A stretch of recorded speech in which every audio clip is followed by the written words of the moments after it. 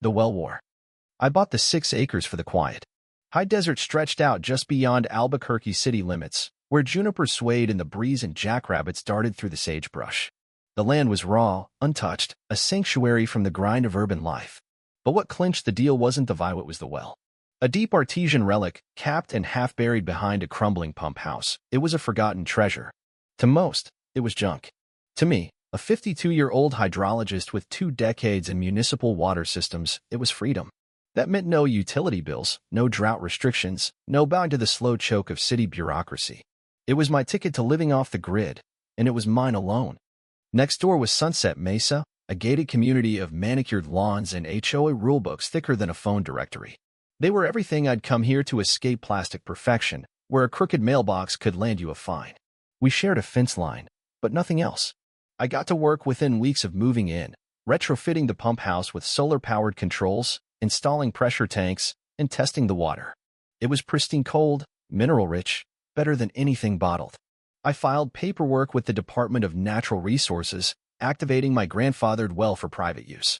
I was officially independent. 4 days later, a letter arrived on embossed Sunset Mesa letterhead. It wasn't a threat, not outright, but it had that polite venom of a neighbor who smiles while sharpening a knife. They urged me to pause using the well for aquifer stability and offered to manage it for me, with compensation to be discussed. I tossed it in a drawer and kept working. A week later, I stepped out with my morning coffee and froze. The wellhead was gone, entombed in a crust of gray concrete. I tapped its lid, cold, dead. Someone had poured structural-grade cement straight down the borehole, right through the casing. My stomach churned, but I didn't panic. Not yet. I called Pete, a buddy who consults on private wells. He came out, took one look, and whistled. This wasn't kids with a grudge, Tom. This was professional. The police were useless. No cameras, no witnesses, just tire tracks leading towards Sunset Mesa. They scribbled notes and left. But I'd parked my truck by the pump house that night, and its dash cam was always running. At 2:13 a.m., I found it, a white van creeping up from the HOA's access road. 2 hooded figures, gloved, are unloading cement bags. One sack caught the light, flashing the logo of TerraCore, the HOA's go-to contractor. This wasn't vandalism. It was war. I handed the footage to the cops with a report from Pete estimating $190,000 in damages. Officer Daniels nodded like he'd heard it all before and said it'd be reviewed. I wasn't holding my breath.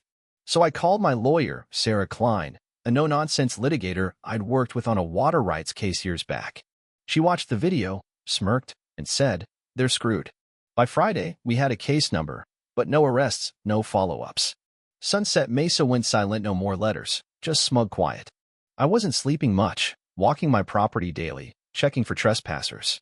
Sure enough, I found cigarette butts by the shed and a fresh boot print in the gravel. Someone was watching. I fought back with motion lights, trail cams hidden in the junipers, and a fake security sign. Sarah filed for criminal destruction of infrastructure and civil damages. Then came the second letter, slipped under my door like a coward's calling card. Typed and signed, it called my well use irresponsible and warned of further actions to protect the community. I handed it to Sarah. She didn't blink. They're desperate, Tom. They thought that well was theirs. A hydrologist friend, Mark, confirmed it over coffee and maps. Sunset Mesa had built their emergency water plan around my well, claiming it as a backup in their city filings. Sabotaging it wasn't just greed, it was survival. They'd bet their whole system on controlling my water. That night, as I nursed a beer on the porch, headlights crawled up my drive. A black SUV idled, and the window rolled down. Diane Harper, Sunset Mesa's HOA president, stared out, her face all sharp angles and fake charm.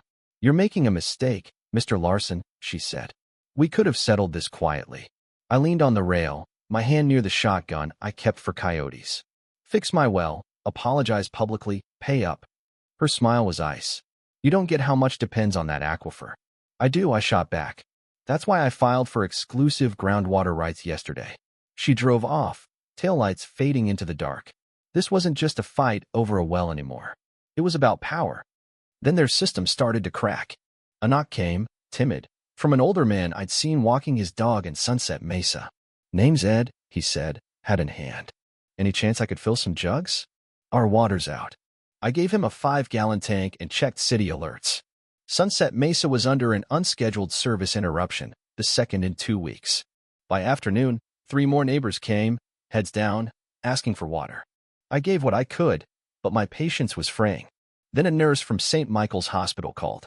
A 9-year-old boy from Sunset Mesa had collapsed from heat exhaustion, having gone without drinking water for hours.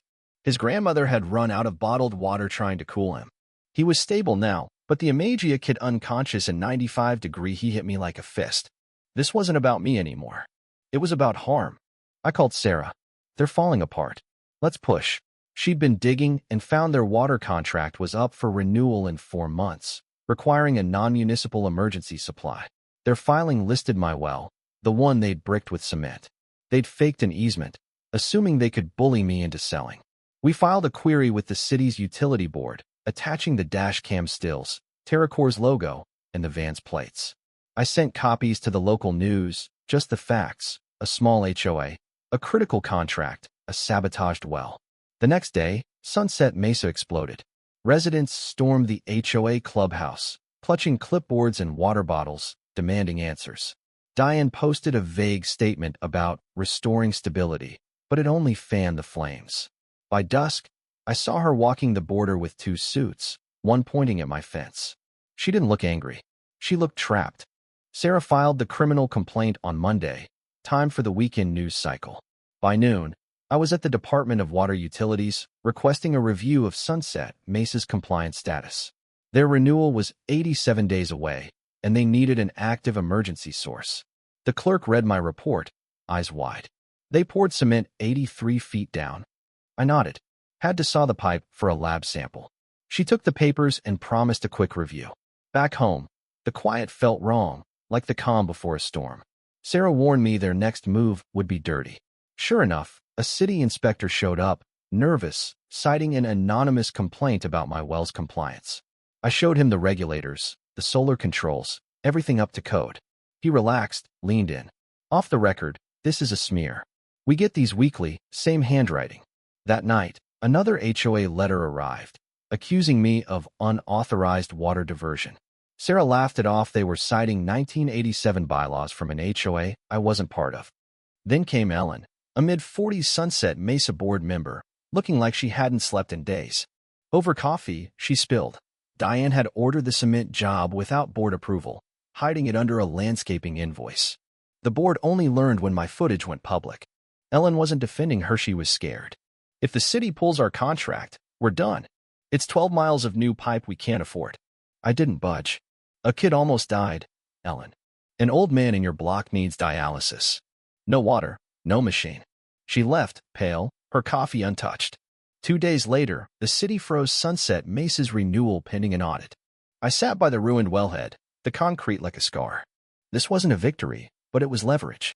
The public hearing was a circus, 100 people in a room built for 50.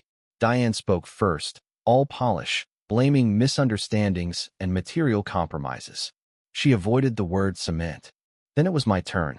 I projected the dash cam video, pausing on TerraCore's logo. Gasps rippled through the crowd.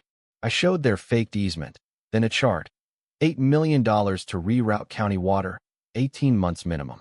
Finally, I dropped the bomb. I'd registered my land as a private water reserve. No leasing, no transfer. Diane tried to interrupt, but the moderator shut her down. The sabotage, I said, left Sunset Mesa non-compliant with city and federal water laws. I've petitioned to revoke their renewal. The room erupted, not at me, but at Diane. You lied, they shouted. You said the well was secured. I stepped back and let them tear into her. That night, Ellen texted, she's losing the board. Residents held an off-site meeting, leaking the hearing audio. News outlets ran with it. Hashtags like CementGate trending. TerraCore's admission Diane's direct orders. Pools drained, sprinklers died, lawns browned. The HOA's gaudy fountains rusted. Then an elderly woman, Mary, knocked. Her husband needed dialysis. If you've got anything left in those tanks, I filled 3 jugs and set up an emergency spigot by the fence with a sign, be decent. By night, it was used 19 times, no vandalism, just quiet gratitude. Diane's final press conference was a flop, blaming extremists. Sarah grinned. She's done. Now we finish it. In court, Diane looked broken, her sharp bob limp, her confidence gone. The state charged her with felony infrastructure destruction, conspiracy, and fraud. TerraCore's CEO testified she acted alone, with no board approval. A former board member admitted she'd faked memos claiming I'd sell. The judge sentenced her to 6 years, 3 served. The civil suit was next $320,000 for the well, distress, and legal fees. Ellen provided internal emails, turning whistleblower. The jury didn't blink. Sunset Mesa's charter was now under city audit. I built a new well, deeper, armored with concrete sleeves and tamper sensors. The HOA board quit en masse, their offices locked. Sunset Mesa rationed water 3 hours daily. No fountains, no pools. Some residents listed their homes. I hung a metal sign on my well's fence, "Not your reserve. My justice." A year later, the new HOA was humbler, banning ornamental landscaping and holding real meetings. I left the spigot up, and folks left thank you notes. One kid drew me as a water knight. The city sent a plaque for conservation. It's my coaster now. A teacher asked me to speak at the high school, so I brought a cross-section of the cemented pipe. The kids loved it. On my way out, I saw Sunset Mesa teens hauling a solar panel. "Gonna run a PlayStation," one said. "Got batteries?" I asked. "Not yet," he grinned. "One step at a time." The desert's still here, but Sunset Mesa learned to live in it. I got a pie from Ellen, a note from Mary's grandson. "Thanks, Mr. Water Guy." It made me laugh, maybe tear up once. The fight was over, and I'd won not just the well, but the truth. What do you think? Was I too harsh, or was justice served? Share your thoughts below, especially on violence and injustice in everyday life. Take a stand. Tell me where you land.